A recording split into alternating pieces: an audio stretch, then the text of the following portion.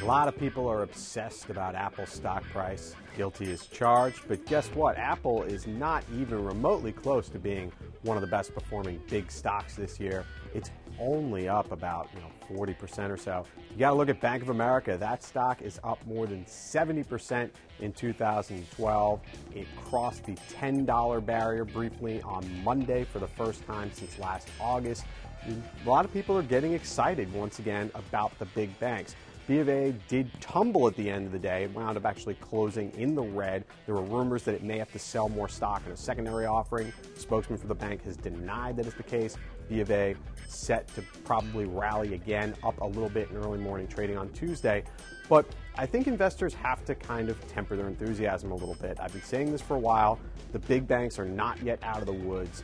B of A definitely improving. It's been a cheap stock for a while, but there are still concerns about the foreclosure mess. There are concerns about other legal risks with Bank of America since it owns Countrywide, and there are a lot of worries about the still legacy subprime loans that inherited through that.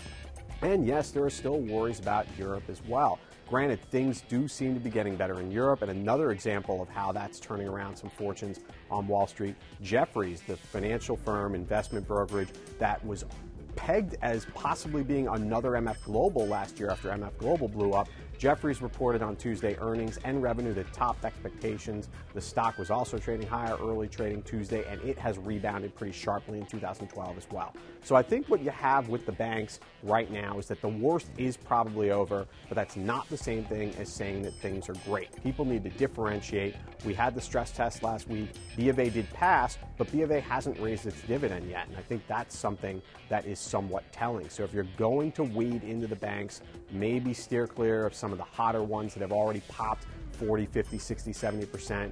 Take a look at some of the smaller regionals that aren't as leveraged to international concerns, not just Europe, but a possible slowdown in emerging markets could hit the Wall Street firms as well.